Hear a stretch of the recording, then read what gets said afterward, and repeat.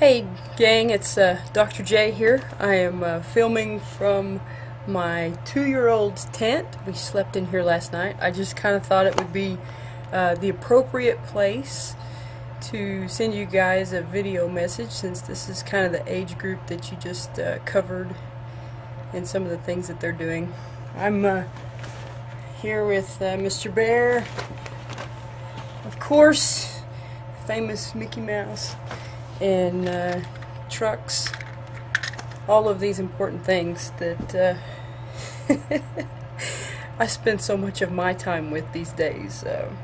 Anyway, I wanted to make you guys this video this week, tell you guys are doing a good job. I hope you had fun with your discussion board assignments this past week. Sounds like you did. Sounds like there were some cute stories. Wanted to say that you guys did a good job with your assessments. I'm sorry, I actually slept in this tent last night, so trying to get comfortable just for this little video is actually a chore. You did a good job with your assessments. You guys had the checklists. You kind of went through the process of how maybe some of those therapists work with kids. You knew what you were looking for. You were interacting with those kids, and like I say, you did a good job of assessing on task or not. Wanted to just offer a word of caution, or I guess caution is the right word, but you know, all kids don't go through these stages in the same order and speed. So if you observe someone maybe in your family or in your life who doesn't meet all the criteria and you can't check all the boxes, just be patient, keep working with those kids. Sometimes it's what they call a stepwise function, and they make a lot of progress and then they level off, and then they make a lot more progress and they level off.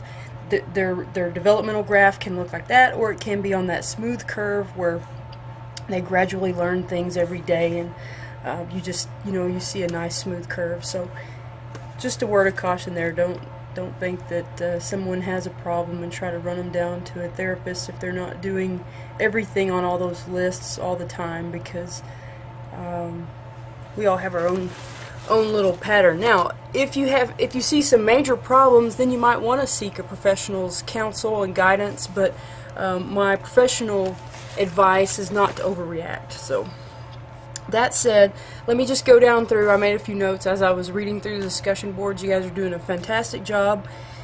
Like I said, your assessments were good. You did a great job of describing the developmental appropriateness.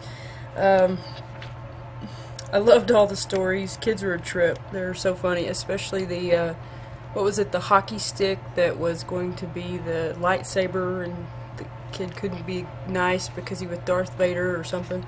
Just so funny. So funny what they come up with. There was a mention in the discussion board about dual languages and maybe a bit of a developmental delay or kids getting confused. My professional opinion is just give them time, keep talking to them, keep giving them time to sort that out. Of course it's confusing. Of course it is. Of course you may have half a sentence in English and the other half in Spanish. You know, they are merging these two worlds in a young brain, and finding their way, and they'll be fine. Just give them patience and give them time, and that might even in some ways delay their development. But it's like one of those stepwise functions. It may appear to be delayed for a while, but all of a sudden it'll click, and you will see all of those things come together. So don't worry about that. One thing I'd like to mention about the dual languages, Noam Chomsky, you'll probably read about him. He may be mentioned in the book. Forgive me, I haven't read ahead. But he has a linguistics theory that says the more languages that you can understand, the higher your intelligence, because there are some concepts and some expressions that cannot be translated. So you have a greater ability to understand, experience, and give description to it. So multiple languages are definitely a sign of great intelligence. I thought this was a good assignment to make you stop and observe, and it sounds like a lot of nieces and nephews had some fun because they got some specific attention devoted to them, so I think that was probably a good thing. my note here is also just to remember every kid is different. The developmental processes are most likely, they will come in time in a process. Okay, so let's switch gears. I have a few minutes left. We are going into the 3rd week, and you guys are progressing with your My Virtual Child assignments. I think we've got all the kinks worked out on that. Thank you for your patience.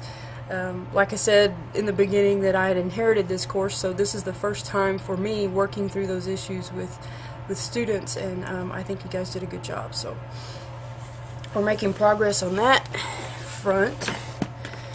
Our discussion board this week is going to be the effects of video games and online sources on youths.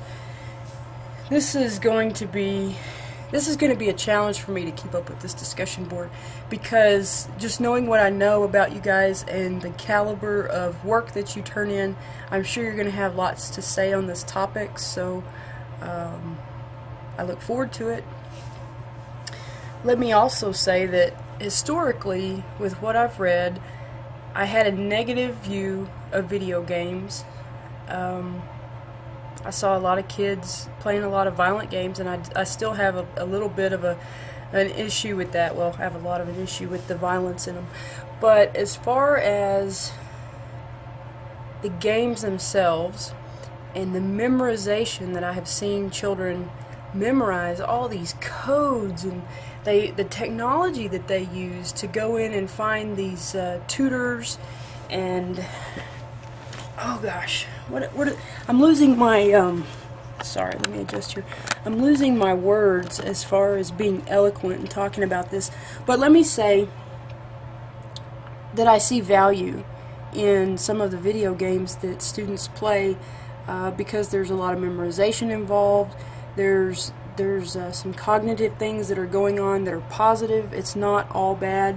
I think that the kinds of games that students play is a huge piece, and a lot of occupations now have seen the value and seen this generation who has grown up playing Nintendo and Xbox, and they have been able to cater to those skills, if that makes sense, because a lot of robotics and several things in the military actually are designed to mimic video game like controls. So